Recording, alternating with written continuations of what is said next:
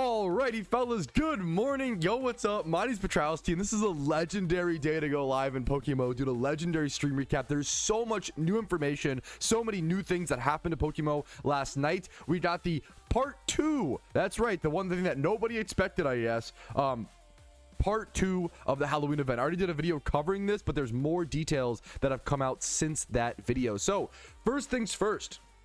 Welcome. If you enjoyed today's video, like it, subscribe, all that jazz. I really appreciate it. I usually don't say it at the start of videos, but it does impact it a ton. So if you like your time here, physically like it. But let's actually give you the content so you can decide whether or not you liked it or not. All right. Changelog Halloween part 2. I'm not going to cover it. I already covered it in great detail and everything. But the biggest thing is Cresselia is here. Thank you for the raid. Cresselia is here. Cresselia is confirmed. There is a Cresselia raid. Cav was running attempts last night. As soon as it went live. It's crazy because Cresselia has been live for at least 12 hours. No one has beaten it yet.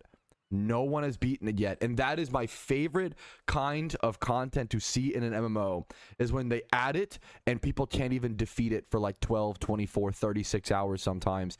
It truly shows that it's difficult. Players have to truly think about things in a way they've never done before. There's a race to world first, which is one of the most exciting things in any MMO experience ever, in my personal opinion. Yeah, it's so sick hearing people communicate, compare strategies. Apparently there was a group that got Cresselia all the way down to 12% HP. Excuse me, just so excited. I'm yucking over here. Apparently there was a group that got Cresselia down to 12% HP.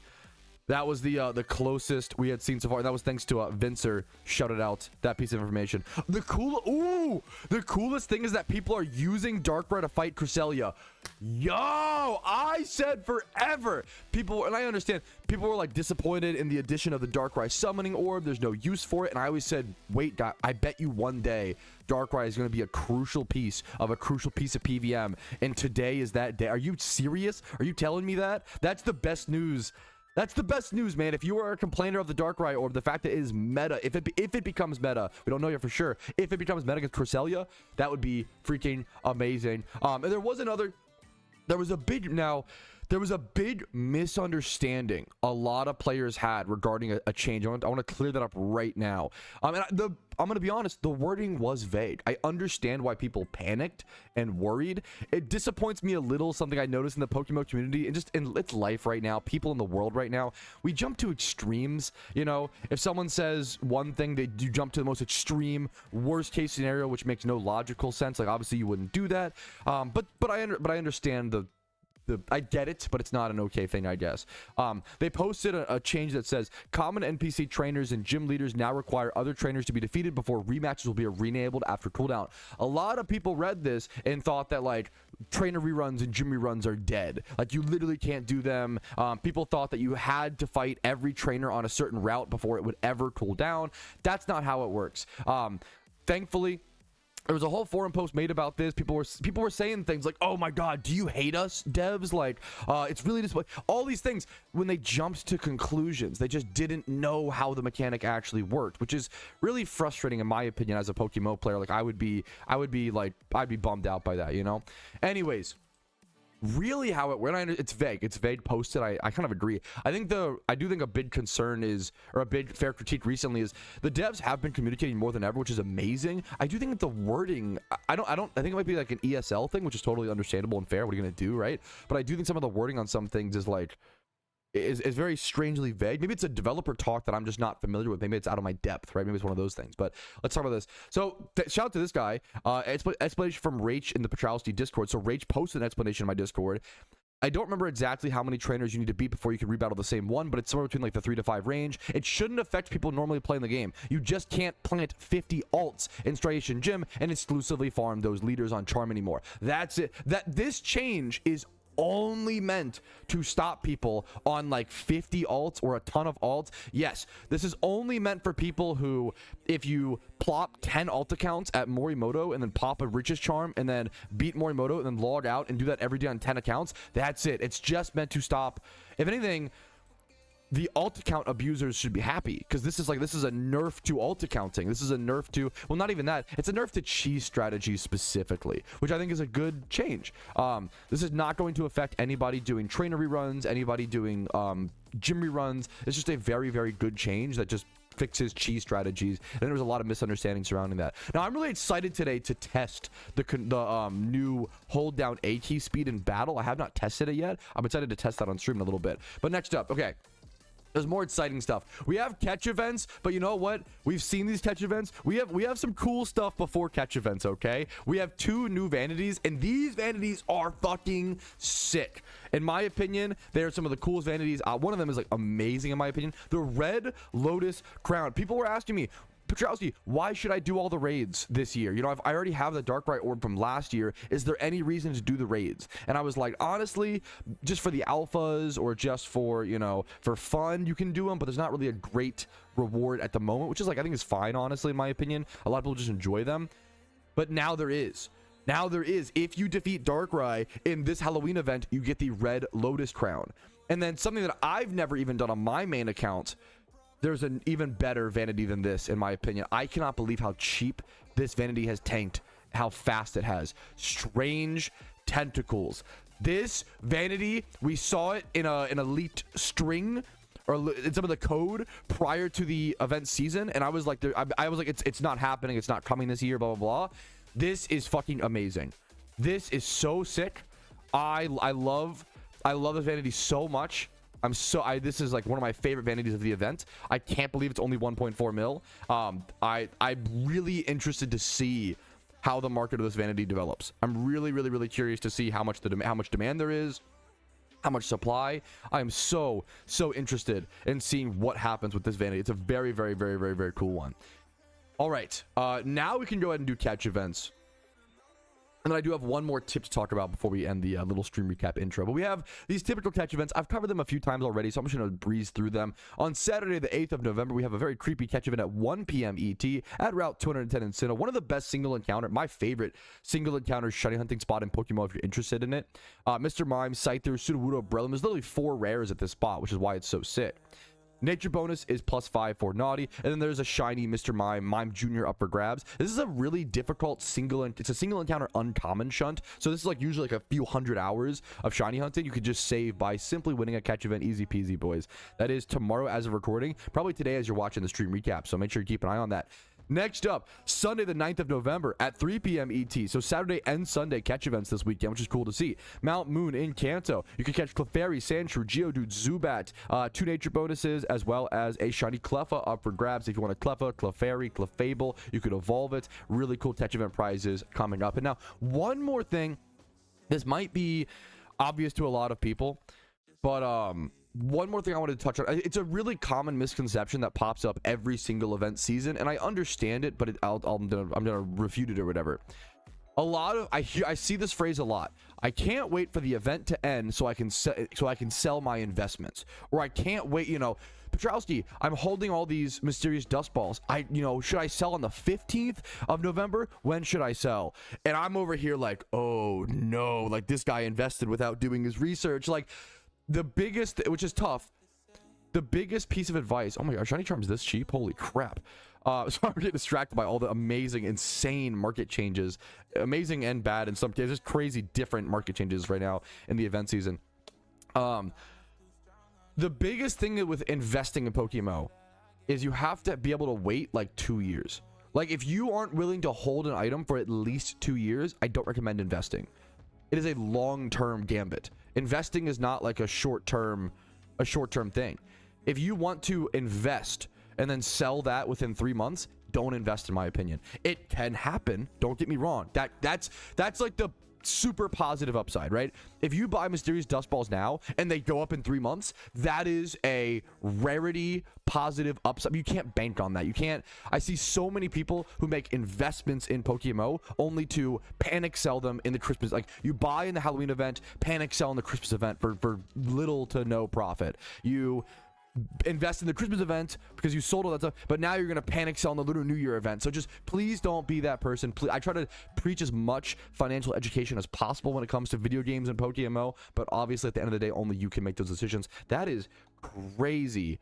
I have never seen 1000 RP get this cheap in my entire life. That actually is really crazy. A 30% drop in price of 1000 RP since the events began. That's really wild. That does mean there are some crazy whales out there. There are a lot of people swiping, more than I realize. That's pretty crazy. That is pretty crazy. As I always say, as someone who's played this game for 12 years, I have spent $20 on this game. I've made all of my progress off of $20. It is an incredible free-to-play game. Don't feel like you need to swipe. I think that's like a really big... it can ruin the fun, and for some, not for everybody. Don't, you know, once again, it's one of those things, like, if you want to swipe on the, do whatever you enjoy. I'm not trying to like tell you how to play the game, but it's more of like a buyer beware type situation. So that's the intro. That's all I want to talk about to start things off. Just be patient with your investments. Don't expect to make a payoff, like, you know, as soon as the event ends. That's just not realistic in my opinion. And then tons of new vanities, misunderstand, all that stuff. You guys heard it all. Thanks for watching. I'm gonna jump into the game. I have a lot of things to do in the Iron Man account. I'm gonna be trying to take on the Darkrai. We will have to see. I will see you guys then. Let's jump into it. Here, let's go ahead and do a little calculation on this. And this is such a rough guesstimate. I don't want people to go crazy. People are saying the PokeMMO devs are making bank. And honestly, they probably are making pretty good money during the event season. Like, it makes sense. It's hard to tell with things like that. This is going to be a rough calculation. And don't use this to harass the devs or do anything weird. I think the devs make the best Pokemon game. I think they should make a good wage. What I'm going to do is I'm going to take I'm just guesstimating. Please don't get super upset. Just take this as like a fun little number. That's all I ask, okay? There's 2,055 1,000 RP vouchers currently listed on the GTL. Obviously, there's been more than that in the event. These probably all weren't swiped during the event. There's a lot of like back and forth factors there, right? But I'm going to go ahead and take that number, 2,055, right? I'm going to multiply that by $9, which is the amount that I'm assuming they lose about $1 per transaction fee from something like Strife or whatever they have to go through. You usually end up losing a little bit of money there to pay through those services, right? So we're going to do that, and that's going to be it's honestly way less than I expected. But so what we're going to do now, so it's 18,000, around 18,500, right?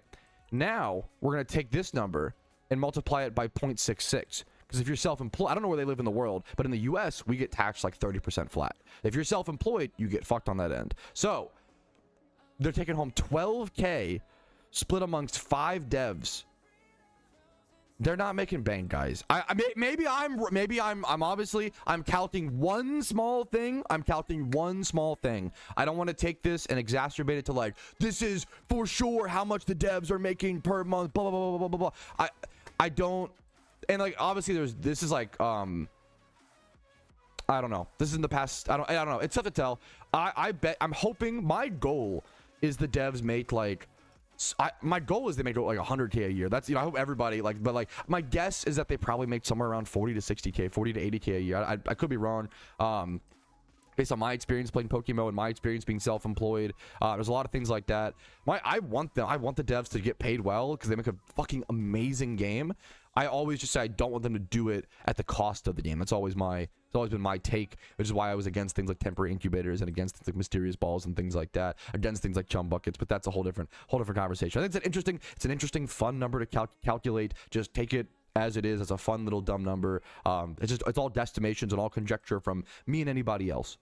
No, they aren't, Vincer. Don't you dare tell me that. Pat, little detail, people are using Shuckle in the Cresselia. I swear, if Shuckle is meta in the Cresselia fight, I will have a confetti party. There's no way. I will. There's no way. That is the coolest fucking thing of all time. My boy Shuckle is actually meta, and I could fucking, it's like my son just went off to college. There's no shot. There's no way Shuckle is meta in the Cresselia fight. I could literally cry tears of joy. I've seen consistent Shuckles on Cav's stream. There's no way. That's beautiful, dude. One of the most beautiful things I've ever fucking heard. My king, dude. That's amazing. It's actually a good thing to bring up. So the devs nerfed the Pumpking goodie bags you get from the fight from 5 to 4. But last night on the Iron Man account, I was doing the easy mode fight and I also got 4. I don't know if that's a bug. It might. I'll have to test it again today to see if it got fixed. I don't think that yeah, easy mode all day today was 4. I'm shocked they would nerf easy mode as well. But if it's 4, I'm still a big advocate of, if it's for the benefit of the market, I'm totally here for. I'd rather take a hit on my Iron Man progress. Like it's not guaranteed. I'm not like what's it called, entitled to the same Iron Man progress, you know? If it's a nerf that helps the market, I'm so here for it. I just don't know if it's a bug or not. And then the other thing is someone brought, like, it just sucks that it's a little late. They're like, Pumpking, it's meant to delay the tanking of the prices of the Pumpkin goodie bags, but they're still just tanking. It's pretty crazy that Pumpkin goodie bags are down to 18K. I mean, I don't know, they've kind of steadied out, I guess, since the change. But like I was saying, the real thing, the positive, I guess, out of this is there's just no demand right now. In my opinion, there's just no one's investing in the event yet, which makes sense. We're only halfway, only 7 days into it, right? No one's investing yet. No one really, everybody has like one vanity, the ones they want, but like not really like a collection, or there's no demand yet. There's no demand yet. No one's really invested yet, in my opinion. And then also, I think it could be a big sign of just a massive, and I could be wrong, maybe this is too much positive conjecture, so my apologies, but I think it could be a sign of just way more new players. Well, I don't know. I want to say, no, I don't think so. Way more new players than old players, but usually if that's the case, you wouldn't have as much pumpkin supply. It's a weird thing. The way the event market looks right now, it looks like there's so many veteran players who are able to grind. The sun is spawning down on me. There are so many veteran players who are able to grind the pumpkin boss over and over and over and over again, especially on alt accounts, right? That's a huge thing that's affecting the market for sure. But then also, like, there's not as many people opening the goodie bags, which is usually newer players or rich, less controlled players. And then what else? It also, to me, it just speaks as usually when people are not investing and not buying, it's usually newer players who just want to make as much money because they literally don't have the money to buy stuff. They're just trying to use the event to make a ton of money. So I do wonder if this event, there's a huge surge of new players and that's affecting things, but also it kind of once again, it kind of counteracts my own argument because the pumpkin goodie bags, I'm just trying to figure out what's happening in this. It's a very strange market. I'm not trying to make any crazy claims. I'm just trying to talk through things with you guys, as you guys can hopefully can understand in live time. This is not like, these stream recaps are not videos where it's a scripted, conversation that I like have a thing. It's me talking, and it's us every single day working through these problems in PokeMMO. We can see in live time how we came to this. Yeah, no, I think most people agree the pumpkin goodie bags have way too much supply, which is why they nerfed from 5 to 4. But even then, it is interesting to see. We almost have, but so it's funny. We have too many pumpkin goodie bags, but we don't. I think it's people are just not opening, which is like, it's really interesting. We have too many pumpkin goodie bags, but not enough vanities on the market. There's not that many vanities on the market, in my opinion. Like, let me go check. This is a really common one. There should be. I'm gonna guess there should be like 420 Cyclops masks. There's 102. Like, there's not that many vanities for each. That's the crazy thing to me, is like the goodie bag prices are super low, but so that in my brain is like, okay, that means vanities must be flooded. No, they're not. The vanities aren't flooded, and I don't actually understand. That's what's so crazy. It's literally just people aren't opening. So like, there's only 68 red lotus. That's from the dark red, to be fair, but like, it's really, really interesting. People just aren't opening, which is a financially good thing. I think we're in a pendulum swing in PokeMMO, and I hope we do see some like changes next year. I hope we do see some balancing changes to help that market change. Yeah, people aren't opening. But like, because, and it's happened with like Magic the Gathering and other trading card games, and now it's like the total opposite. Right now, like, sealed product in like card games is really expensive because people want to open it for the fun and for the nostalgia. When I started playing Magic back in 2013, it was like never open packs. Like, you are like looked down upon if you open packs. You're just gambling, you're just spending money for entertainment versus like building your collection, all these things. And nowadays people love to just, which it's just kind of like to each their own sort of thing. But it's interesting, like, sealed product was way less expensive 10 years ago, 12 years ago, playing Magic the Gathering, because people financially were trying to be smarter, but now they don't care. I think we're entering that like pendulum swing kind of thing in PokeMMO, where right now people are in their peak financial intelligence era, and then eventually they're going to be like, this shit's fucking boring. I'm just going to gamble, which is kind of based. Like, it's it's the calm before the storm type situation, like the saving. And then I don't know enough about real markets to like explain all this, but this is it's my guess. We're just going through. It's really beautiful to witness these different real periods. We're witnessing like literal industrial period type shit in PokeMMO, in my opinion, which is really funny due to the renaissance over the past 4 or 5 years or so of PokeMMO. The player base has shot up. It's changing markets. It's changing the way people play the game, and it's changing the way that education and information spreads. No fucking way. No fucking shot. I'm getting news that people were just attempting Cresselia and they just lost at 1.9% HP. Holy crap. Cresselia was almost defeated at 11:26 a.m. ET time on November 7th. They lost at 1.9%. That is insane. That is, I love this race to the world first. That is beautiful, dude.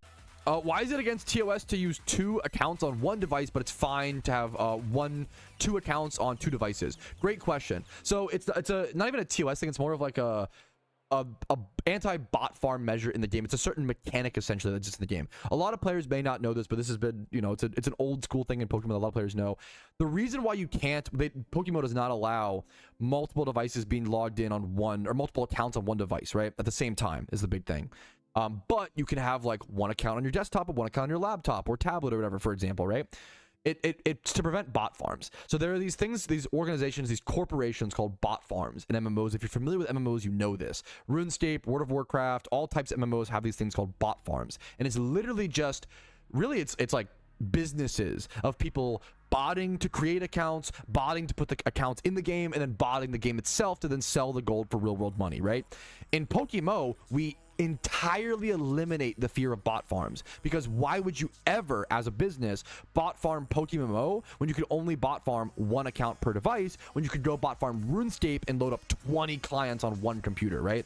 You know, so there's just, we basically eliminate bot farms entirely by this thing. We don't eliminate bots, don't get me wrong. The only bots we really see are usually players who are botting because they've turned to the dark side. We don't see a whole lot of like RMT botting in PokeMMO. Most of the RMT, which is real money trade, which is like selling Pokeyen for IRL money, that is against the rules. Do not do it. You will get caught. You will get banned. We don't see a whole lot of like mass RMTing corporations the same way you do in old school RuneScape because of this anti-bot metric. Now, there are positives and negatives to it. Do I wish we could play? I love multi-accounting and I love doing it on 1 device. I don't like doing it on multiple devices. I don't play multiple accounts at the same time because I don't like the feeling of desktop to laptop to whatever, right?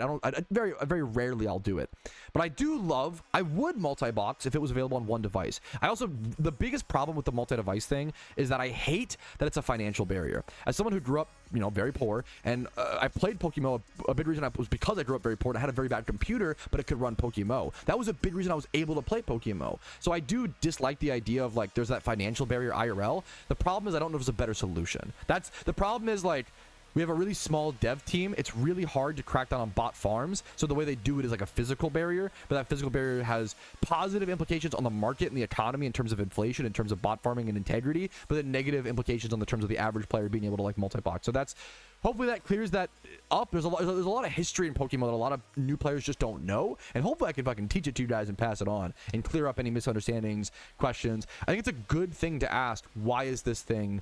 Some people will just assume, oh, it's only there so the devs can milk you and the devs are evil, and you know, it's only, they assume malice. I find that very boring and very illogical.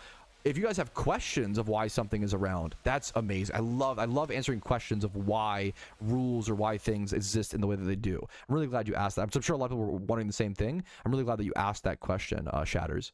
Okay, we are getting breaking news in live time. The Cresselia has been defeated. It is currently around 1:10 p.m. 1:10 p.m. on November 7th, 2025. That is, I want to say about 13 or 14 hours. 13 or 14 hours post. No, it's more than that, because the Cresselia raid last night came out around 10 p.m. I'm terrible at math. 12 plus like 3. That's 15 hours. It took 15 hours after the raid was out. 15 hours. To be able to defeat Cresselia. I want to see the link wherever possible. I don't know who. Is this the first ever one? July. Apparently people are saying that Lickilicky was key to beating Cresselia. I have heard people using Lickilicky. I have heard Shuckle. These are the first couple Cresselias to ever exist in PokeMMO on the permanent servers. Congratulations. Palomalu. Palomo. Sorry if I'm butchering the names. Jalak. I'm assuming these are Mandarin names poorly translated, but my guess. Let's check the IVs. They can always be fixed, I assume, with some sort of, I'm assuming with residual flowers and such. Yeah, Troy Palomalu. It was a Chinese team, yeah? Congratulations. They fucking work hard, man. They put in the hours, they put in the effort, they take the game fucking seriously. You gotta respect it, man. That's crazy. The first ever, they come out level 100. They say, You can see at 1:10 p.m. my time, the first ever Cresselia is caught. And what's crazy is whoever threw their Pokeball truly the fastest, like that's gonna end up factoring in who got the first one. Another China W. They fucking work hard, man. They work hard. Congratulations to them. That is insanely impressive. All right, someone said Cresselia on GTL 1.8 bill. Is it this one was caught 3 seconds after the other one. So this is not the world first. It's one of the 4 world first Cresselia, but it is not. It's not the first. It was this. There's another one that was caught at 1:10:30. This is a 3-second late one. So we'll see if people. I don't know if this is going to sell. I really doubt it, but I could be wrong. People really do value like world firsts in PokeMMO though, like the biggest collectors, the richest players. So which I love. I think valuing world firsts like that is one of the coolest things that MMOs can offer. I think it's one of the beautiful concepts. So really, I hope they honestly, I hope they can sell to make some Pokeyen for being one of the people to find a way to beat Cresselia. You should be massively rewarded for being one of the first people to beat it. It's so impressive. I've even said for the longest time, I would be a huge fan of if PokeMMO like shouted out like a system announcement, or like even gave maybe like a gold medal or some shit, like a specific vanity, or like there's so many cool things you could do to reward people for getting these world firsts. Apparently, oh, I would love to see this. What channel is it at? Who said that in my Twitch chat? What channel is the winning team in? People are saying that the winning team, yeah, general chat, thank you. People are saying the winning team used to beat Cresselia is in my Discord. That would be insanely good information to anybody else who wants to do it. Let me see. It's really blurry. I see a Shuckle. I see a Shuckle. What the fuck is happening here? This is the winning teams that were the first people to beat not Darkrai, Cresselia. Bisharp, Drifblim, hi, look at the diversity. 4 Blissies. Blissey market? Question mark. Bisharp, Drifblim, Hydreigon, Blissey, Shuckle. You'll love to fucking see it, dude. Alpha Clefable. I don't know if the alphas really matter. Clefable, 4 Bisharps. We see 4 Bisharps. 1 Excelgor. Well, I love. Look at this, like, dude. These strats are. These are so interesting. 1 Excelgor, a Alpha Bronzong. An Electabuzz? Is that like Eviolite Electabuzz? What the fuck is the Electabuzz? Eviolite Electabuzz, I'm assuming Eviolite Porygon 2, and then Snorlax and Vanillix. Eviolite Electabuzz goes crazy. What the fuck is this team? This is one of the most diverse teams we've ever seen in PokeMMO PvM, and that's a green as hell flag. A green as hell flag. Oh my goodness, that is wow. That's a really crazy PvM team. Thank you for the information, whoever posted that. That was Zach TV from Team Mush posted it in the my general chat from what I saw. Thank you for that. That's wild. And alrighty, fellas, I think that's going to be the most poetically beautiful place to go ahead and call it for today. I hope you guys enjoyed. Like the video if you did, dislike if you didn't, subscribe to the channel for daily videos. I do upload every single day.